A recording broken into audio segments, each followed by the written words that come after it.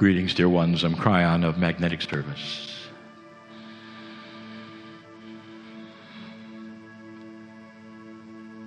For almost 30 years, I've brought you a message that to some of you is difficult. Difficult because it flies in the face of that which you think, or flies in the face of that which you've been told, or what you think is supposed to be. And what we have told you for all these years slowly is when the real truth starts to come out, it's not going to sit well with those who thought they knew what they thought they knew. We also gave you some axioms of consciousness, and we'll say them again. Consciousness, intelligence, intellect has a ceiling. A fool does not know they're a fool, dear ones. A human does not know they're limited. If you ask an intellectual who is so proud of their high thinking, they will say, I am capable of thinking anything. And the answer is, no, you're not. Human being, you live in 4 dimensions. This is how you live. We said this before, even science tells you that atomic structure has at least 11 dimensions, more like 27, depending upon the physicist you speak of. So if the atomic structure of your body has at least 11 and you're living in 4, you might think to yourself, well, there's a lot we don't know yet. And you'd be right. Your intellect, your consciousness, your intelligence is all in 4 dimensions. And you can't really think in a multi-dimensional way. You think you can, but you can't. And we've said this before. You're in black and white, and God is in color. And if an angel comes down to you and starts talking about the beautiful reds and greens and blues and rainbows, you have no idea what the angel's talking about. But you want to know, and you think you know, and so you interpret it in shades of gray. But you don't know color. You have no idea. That is the metaphor for a 4-dimensional creature. Even with high consciousness, when you speak to that which is a multidimensional creator. All of this to say to you, I want you to use some spiritual logic. There's a lot you don't know. And then there would be those, because humans are so linear, that says, well, I'm interested to know them. Would you please write them in a list? And the answer is, when you become multidimensional, dear ones, there is no list. Somebody looks in your eyes who you love dearly, and you have maybe have experienced this, and they look in your eyes and hold your hands and they say, I love you with all my heart. Ooh. And you turn to them and say, could you make a list?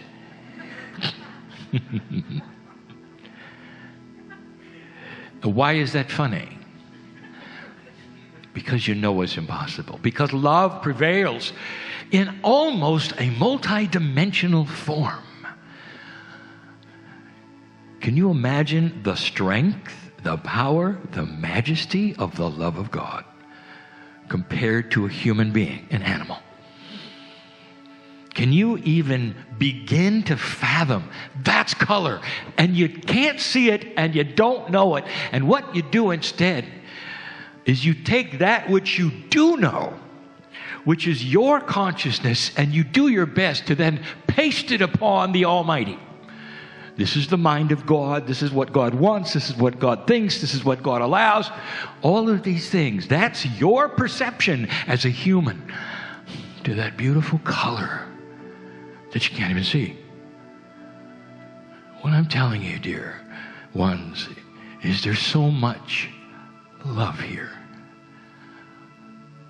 And you don't really understand it. What is it about the human being that says, I must understand it before I accept it?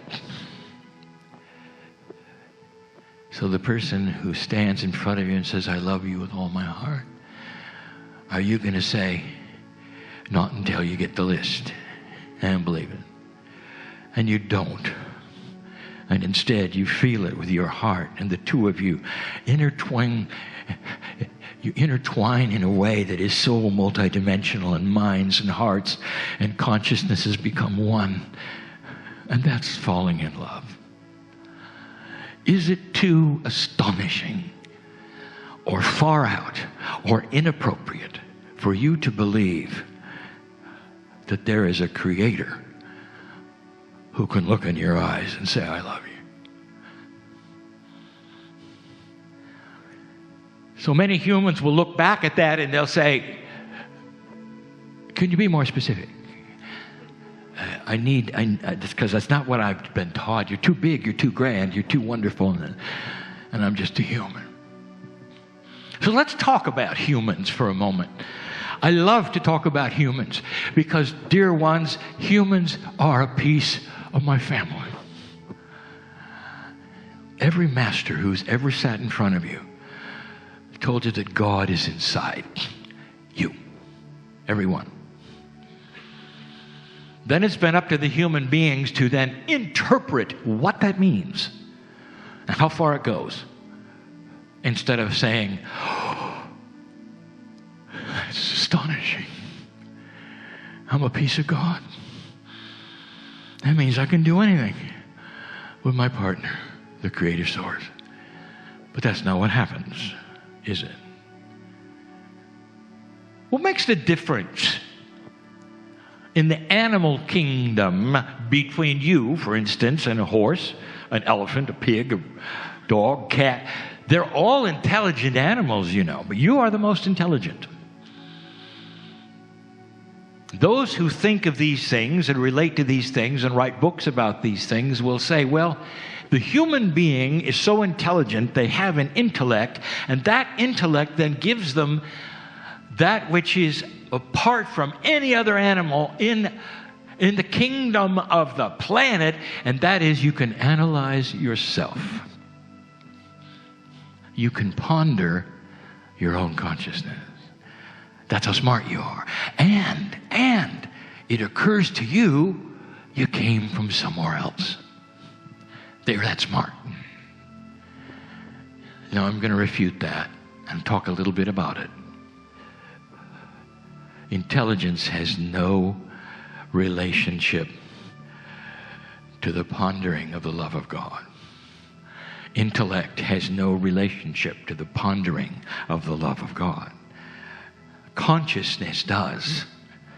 You are the only animal with a consciousness who knows the Creator. And all of this stems back to an event that almost every spiritual organization or non-organization on this planet claims to have happened. In your society, your culture, you'll call it the Garden of Eden.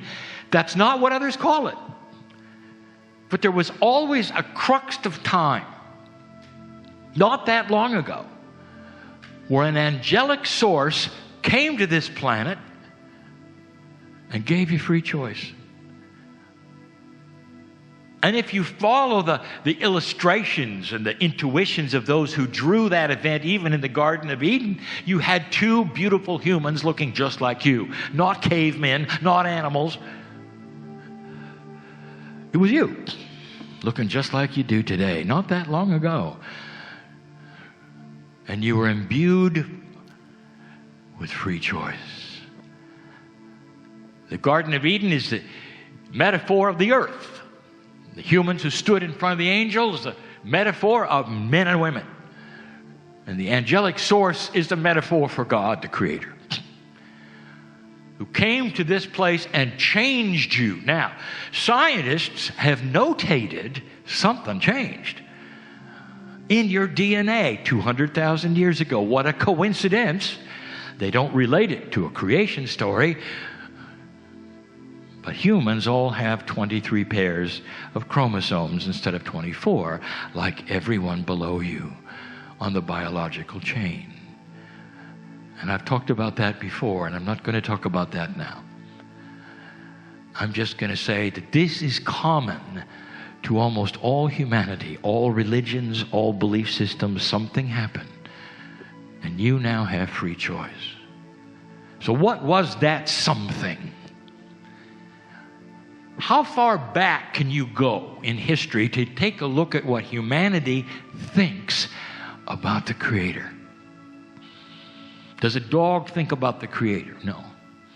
You say, well, a dog is not smart enough. Dear ones, it's not smart that we're talking about. It's the consciousness of knowing that you're not alone. You came from somewhere. Oh, but there's more. There's a consciousness of knowing not only were you created by something bigger, there's something inside you that's multidimensional called a soul. Now, that doesn't have anything to do with intelligence or intellect. It's self-awareness. When did this begin? I'll tell you, at the moment the angel touched you, human being, and gave you free choice and gave you God within in every single cell, that you could start to think about it. There's something bigger than me. 80% of this planet believes in the afterlife, dear ones. You think that's because they're smart? You think that's because they're intellectuals? How old is humanity? How far can we go back to check this out? If you ask a sociologist, say, well, you get maybe 10,000, 11,000 years, but there's nobody around that you can interview. Did you know that there are those who have a culture that is 40,000 years old? And today they're doing exactly what they did 40,000 years ago. They know their lineage, they know their family, they know their tribe, they know how they lived then, because it's how they live today. 40,000 years. Is this conjecture, Kryon? No, it is proven in the last 3 years with DNA research, and I'm talking about the Aborigine in Australia. Sociologists, why are you sitting on your hands? Why don't you go interview them, ask them some questions? Because they believe today what they believed then. How can you exist on a continent for 40,000 years and not have overpopulation? Where'd you get your food? How did you solve the problems that a society today that's only supposed to be a quarter of your age are unsolvable? How did that happen? And yet no one's asking them. Not really. And the reason is because their answers are multidimensional. What do they believe? What did they believe? What does a 40,000-year-old human being on this planet believe? They know because it never changed. Here's what they believe. There's a creator, and there's a soul, and there's an afterlife. Don't you find this something? Self-awareness, self-evident. They have the stories. To this day, they have the stories of who they believe created them, a greater source. And what is the positioning of the source? And this is critical. Tell us about the source. Aborigine, you've been there for 40,000 years. Tell us about your source. And they'll say, the source is filled with compassion and love. Now tell me about your source, dear ones. Because most of the culture here, you say, tell me about your source. They'll say, untouchable, judgmental, angry. You better do it right. Where does compassion and love fit into that? I would like to introduce you to the de-evolvement of love. I want you to go back to the original source and start asking them. So let's go back. Let's only go back maybe 7,000, 8,000 years. Let's talk to the first organized spiritual system called Hinduism. That's the first recorded one in this civilization. There were others before that. We told you that you'll find someday. But let's just look at them. What do they believe? They want oneness with everything. Did you notice that the Hindus have no prophet? They have helpers. They have little gods that help. The god of this and that and that. So do you. Sometimes they're plastic at your home. Sometimes they hang from your car. So do you. But they have no prophet. So where was their God? What was the epitome of their God? Who did they worship? And they said they worship all that is. Oneness with the earth. Oneness with each other. An allied consciousness of love that is worldwide and human-wide and beautiful. And you can look in the eyes of any other human being and you can say, Namaste, I love you. The God in me honors the God in you, every single human being, not just Hindus. Did you know that? And if you ask them, well, where are your rules? They'll say the same thing the Aborigines did. They'll say they're self-evident. There's a right way to live. There's a wrong way to live. It's self-evident, isn't it? You treat others with love and compassion. Isn't that self-evident? Those are the rules. And they're not on tablet anywhere. And there's no consequences if you don't do it because, you see, we got free choice. Did you ever wonder about why a God would come down and give you free choice and then immediately judge you on your choice? Does that really make sense to you? Well, that is the prevailing belief today. What humans have done, yet again, and I tell you this, is they've taken the highest consciousness that they can think of as a human and placed it on the Almighty. Therefore, God has a human mind. Therefore, there's wars in heaven. Therefore, there's got to be fallen angels and corruption. Therefore, there has to be this and that. There has to be judgment. And there has to be, and there has to be. That's not God, dear ones. That's black and white. God's in color. There are those who would hear this message and not believe it and want to shut the door right away. And before you shut the door, let me just ask you, why are you afraid of love? That's what you're looking at. You're afraid of love. It's too great, isn't it? God is too grand. Therefore, you better not touch him. Don't go there. Burn your hand if you go there. Let me tell you, God's inside. Did you know that that hand of God is reaching out for you all the time, ready for you to take it? Because you're a piece of it. Every master, you're a piece of it. Why would you be separate? You're a piece of it. Let me tell you a story. I want to tell you a story about a great man.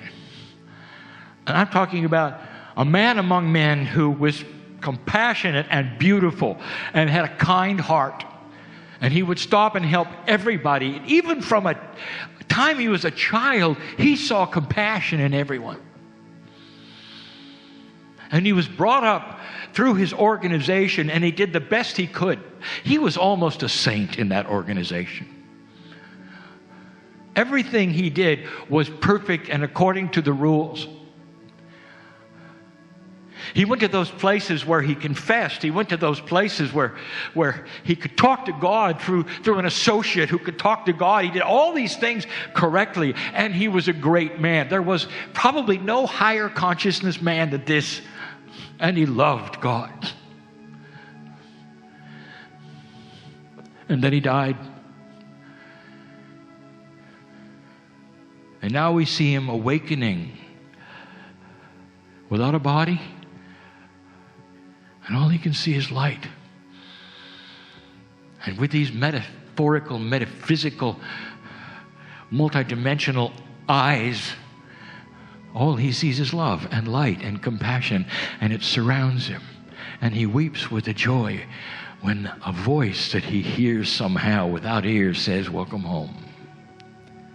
And somehow he sees all of his friends, even some of the friends that are still on earth, he sees their souls in this soup of light, a light that's so bright it sings to him, and he sees nothing but love. And they all hold his hands and they sing and they say, welcome home.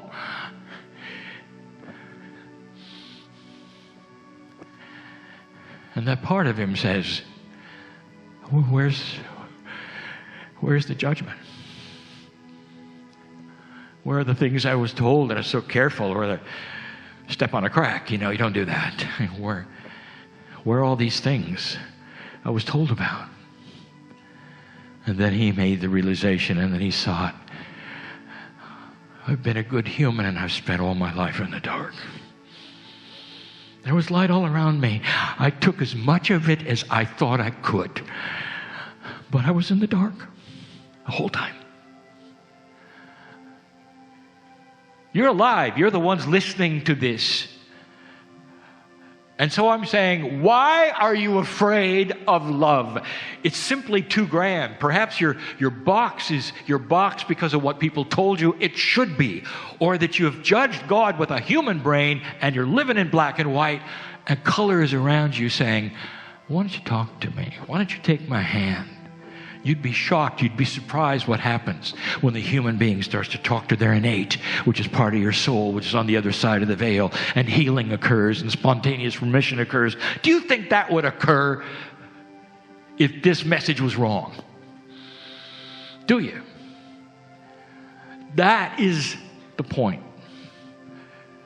Common sense, spiritual logic says that there's a God who loves you and is with you. And you can communicate with in love. And a consciousness that you have which intermingles with the Creator, which is just waiting to change your life. We've given you information about this for years. Consciousness of love and compassion will start to drop anxiety, and you'll live longer. A human being ages for several reasons. Let's talk about the first one. It expects to. Number 2, how old are you supposed to be? How long will you be on the planet? Well, give me a minute. Let's Google it.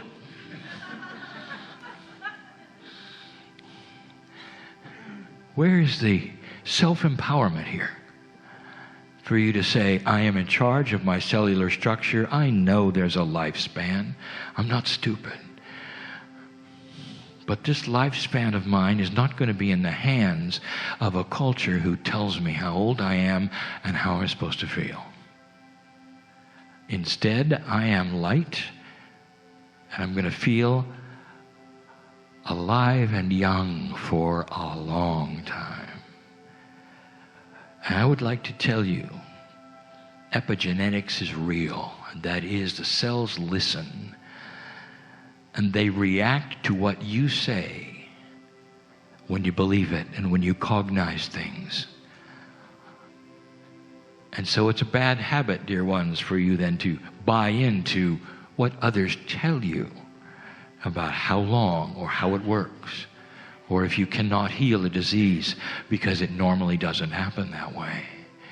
Until you start talking to your cells and you find out, my disease is disappearing.